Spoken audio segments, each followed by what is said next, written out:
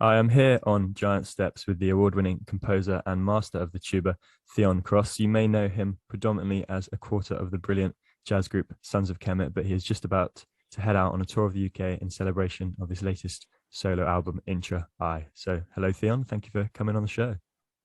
Hey, thanks for having me. Pleasure to be speaking to you.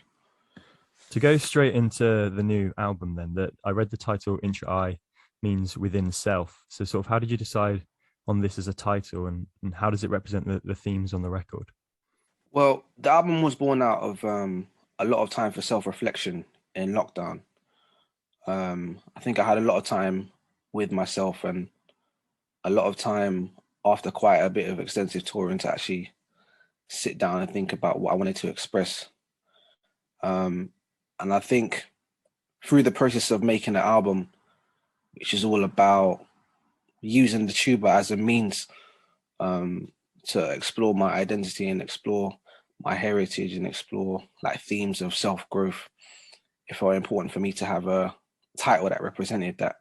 So I guess, essentially means within self. And through that, it also means what does it mean to understand self? Like, what are the lessons that we learn along the way? And some of the titles Mm. reflect that. And what does it mean on the journey of asking those questions of who am I? And often looking at the people that have come before me, like my ancestors and my heritage, and you know the ingredients of what I think makes up who I am was exploration of this album and something I was trying to get across on the 10 tracks.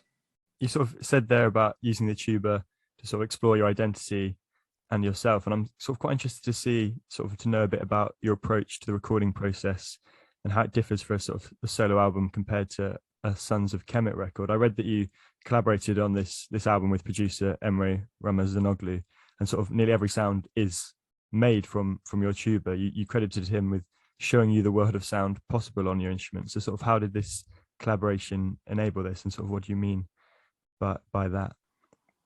Yeah, so pretty much the whole album is essentially overlay a tuba with production. So a lot of it was ideas that I started like on Logic slash even GarageBand even. And then I went away and would write things and then add like tuba parts and would layer the bass line. I'd layer the chords, like playing one note at a time and then playing the melody as well. And then working with Emery was just a means. I guess what I mean by him showing me a world of possibility was he's a master at well, just a master in general on drums and production. But what he helped me see was how much the tuba could be manipulated to sound like a world, like almost like a universe within itself. I think with an album where the tuba explained all parts, it could end up sounding quite muddy, but he was so good at knowing what effect and what styles to put on each tuba. I would sequence so it sounded like one orchestra, like an orchestra with one instrument, if that makes sense. Which is definitely the aim. I wanted, like I said, I wanted it to feel like a universe within itself, like its own sound Mm. world. It's almost as if you're inside the tuba and you're hearing, you know, many different sounds coming off of it. So it was a real pleasure to work with Emery. And you mentioned this sort of this world that you're creating inside the tuba on this record, and sort of unlike your debut album, this actually, you also feature guest vocalists on this record that you've allowed into this world. You sort of have Shumba Masai, Consensus, and Afronaut Zoo and Anse from Steam Down. So what guided this decision to include vocals on this record? I think because the album is much more of a theme throughout the whole, from start to finish, basically. I think the whole themes are about introspection, understanding yourself, and things like the spiral is vital, which trust the journey, Mm. roots. I think I needed a vocalist that could speak to these themes so that it wasn't just musical. I think a lot of this music really led itself to have vocalists on it. Um, and it felt like the right thing to reach out to people, one that I respect and are kind of in my orbit of creativity to speak to the themes of the record. And you're just about to head out on a tour of the UK to promote this album. You'll be playing live at the Bodega in Nottingham on the 27th. But can we expect to see any of these guest vocalists sort of appear with you? And sort of, if not, how is this album going to be reworked for the live experience? I'll be going out with my band. We'll see about special guests. I won't say too much, but we've basically been, rehearsing and working it in a way where it's different. It's a different experience from the album, but I think we capture the essence of the music, and we make it exciting and energetic. I think this album is very much a studio album, and I think the way we approach it live is a means of making it the same but different, if that makes sense. Mm. If you've layered all those sort of tuba parts up in the studio for this album, are you going to have some sort of loop with you on stage, or? There'll be bits of that, but I guess how I've approached this is I've started doing a solo show where I play completely by myself with loops and things, and then I have my live band set up. So I'll be going on stage with the live band set up with elements of the solo show, but I guess I try to treat the two entities a bit different. But there'll be a bit of both when I come to Nottingham. Nice. Well, I look forward to seeing that. And of course, following the Intra-I tour, you're then on the road again with Sons of Kemet. And me and my sibling were actually very lucky enough to see you guys close the main stage Sunday night at We Out Here Festival last summer. An amazing set, so much energy from start to finish. How special was that performance for you to sort of close the festival? It was the first, I think, festival gig I'd done, really. Like since 2019. Yeah. so it was actually quite a special one. I was definitely thinking, wow, do I still have it in me to play this intensely for 90 minutes? But no, I felt really good to be back on stage, and obviously that festival is a festival which has a lot of fans of the community that I come from. So yeah, it was good to do a festival with an audience that really appreciates the artist. So no, it was a very good experience to come back into the world of performance in front of the We Out Here Festival. well, yeah, you definitely still had it in you. I was blown away by the relentless sort of aspect of it. Every track ended and immediately started with another one. It was just brilliant. The energy levels so high. But, Thank you. to go back in time a little bit now, then I sort of quite interested to know how you actually first started playing the tuba and sort of how you entered the world of music in general. It kind of goes back to when I was in primary school. My parents secretly signed me and my brother, who plays trombone, up for brass lessons when I was 8 and he was 10. At the time, my brass teacher had different mouthpieces that we hand out to the different students, and he said, whichever mouthpiece you can buzz and make a decent sound out of is what I'll teach you. I was only 8, so the tuba wasn't even a possibility at that time because it's too big. I was given a mouthpiece called the tenor horn, which is basically like tiny tuba. It's got the same size, but makes the pitch of something maybe a bit deeper than a trumpet. And yeah, from there, as I started to go bigger, I moved on to a slightly bigger version of that instrument called the euphonium. And then by the time I was maybe like 14, I switched to the tuba, and I just really enjoyed the sound of it and the feel of it. It's a very comfortable instrument to play. It's quite a relaxed embouchure, and it's just, I don't know, something about it really resonated with me. The vibrations you get when you play it, it's just, I don't know, it's something that I guess spoke to me. And around that time, I started to play in like different carnival bands and marching bands and workshops and things like that. I started to have fun in music. I did some of the classical stuff like my grades and things, but I was also doing a lot of like jazz workshops around London as well, and that's where I started to fall in love with the instrument. But I also had the chance to like place the tuba in like bands where you'd never find it, like funk bands and just like jazz like more straight ahead bebop ensembles and things like that. So yeah, it's been the journey of loving the instrument and finding the different places to put it and different ways to utilize it outside of how it normally is utilized. And you yourself have commented on how the tuba is actually still very much seen as one of the more niche instruments in jazz. Why do you think this? And sort of, do you hope your album is sort of going to inspire more people to pick up the instrument like you did? Yeah, I guess it's seen more as a niche instrument because um, it kind of sits in between um, like frontline horn, like trumpet, saxophone, trombone, and bass. Often a ensemble will normally have a bass player, which means that Mm, if it is used as a horn, it's operating a certain frequency where it doesn't cut above. So it's kind of in most ensembles outside of orchestral music, it's hard to pick a place for it if it's not the bass and it's not the frontline instrument, because when it's a frontline instrument, it's almost too powerful. That is it's a hard blend. Um, but yeah, I guess what I'm trying to do with the album, or I'm trying to explore in particular, is that it can be all parts.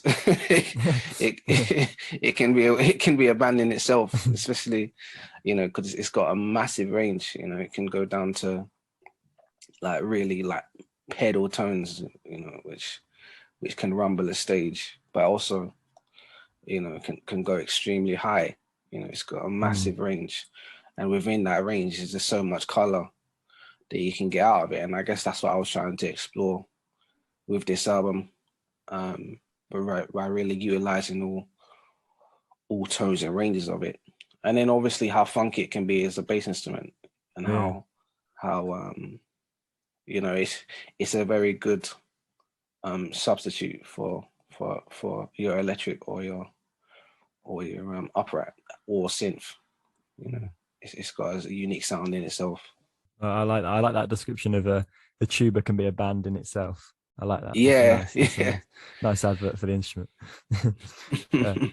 But sort of now here on Giant Steps, we are a jazz show here on URN, and a question I always like to ask guests is, if you had to recommend one jazz track to someone new to the genre, what would it be and why? um, I would say "Crazy Race" by Roy Hargrove. Mm, It's one tune I heard quite early when I started going down to jazz workshops, and it's got that medium of being a funk tune, but it's got so much of the jazz sensibility, like collective improvisation, some of the enclosures, the way that they play collectively. If you're kind of new to jazz, it's a very it's got all the elements in there, but to it's got a level of accessibility as well.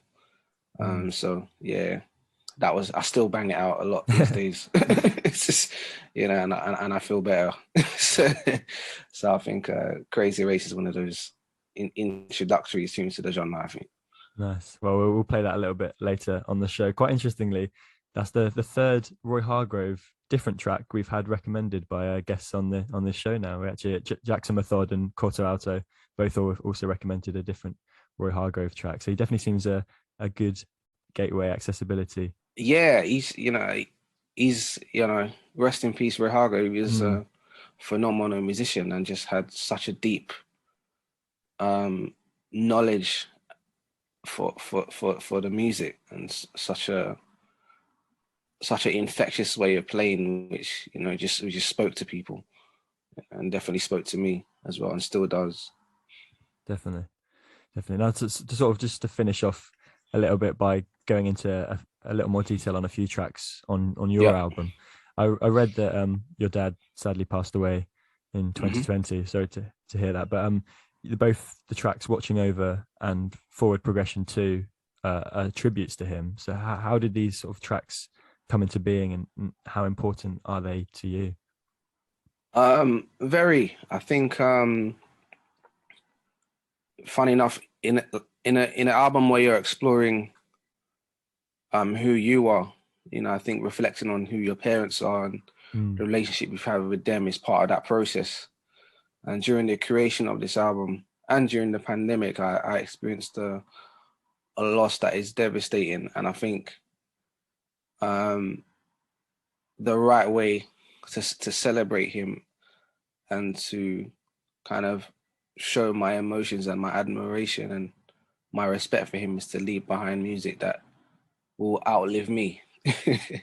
I think. So Watching Over, I would say, is very much a tune for him, but it's a therapeutic for me in some ways, just a real tune to kind of get the emotion of loss and something, and a track that I hope others can relate to, because unfortunately, we'll all deal with loss in our life in some shape or form. And for Forward Progression, as my dad was actually a reggae musician, Forward Progression 2 rather, as my dad was a reggae musician, is a celebration of that side of him, and how I think sonically he would want to be remembered. So it's almost like mourning and celebration as part of how I want to express my relationship with him on this record. So yeah, it just felt like in an album of self-exploration and themes about life, to really include that emotion that's present in my life into the music, so that others can actually take from it and, you know, relate to it, you know, on a human level. Definitely. And we're finally gonna play your track Fortitude next on the show. Another brilliant track, sort of about the strength of the first generation of Caribbean immigrants that came to the UK, and sort of talking there, as you did, about the self-introspection, how it includes sort of looking back into your own family and your parents. And then on this track, it features the voices of your grandparents at the end. Obviously, another very special track. Can you tell us sort of a bit about the story surrounding this one? Yeah, so this story comes from a conversation I had when I was actually went back to my grandparents' island of St. Lucia. And I think I ended up asking them, like, how was it when they came to this country? What was going on? And essentially what they told me that was quite interesting is that they were only planning to stay for 5 years. I think they were told that they'd be able to amass so much money, and, you know, that the experience over here would be so lucrative that they could go back and build their home within 5 years. They ended up staying for 40 years before, and then built their home to move back in the year 2000, you know, after coming here in 1959. Wow. Well, I guess what it made me think is, wow, if they had only been here for 5 years, my parents wouldn't be here. I wouldn't be here. Yeah. You know, my life wouldn't exist. And then it made me just think about their generation on the whole. If, you know, if many of them hadn't come here and, you know, endured certain things that they endured, and, you know, encountered the worst of the racism that this country had to offer in the 60s and 70s and 80s and things like that, that generation as a whole shows such strength to be able to come to a new environment, you know, for a better life for their children and grandchildren, you know, for me to be able to, you know, be where I am. So it's a salute first and foremost to my grandparents, but then extended to that generation of immigrants and immigrants in general, you know. So it takes fortitude. So yeah, it's dedicated to their experience. Well, that's another great example of sort of the beauty of this record, that it's not just looking within, but looking to your past and parents and ancestors. It's definitely a very, very special record. Thanks very much. Yeah. So thank you very much for coming on the show and talking to me. No problem. Thanks for asking such good questions. Thank you. For everyone out there, Theon Cross's latest album, Intra-I, is out now. A must-buy, brilliant record. And for everyone listening in Knots, he will be playing the Bodega on Thursday, 27th. Get yourself down there. You will not be disappointed. And if you need any more incentive to go, here is a taster of what you might hear in the form of Fortitude.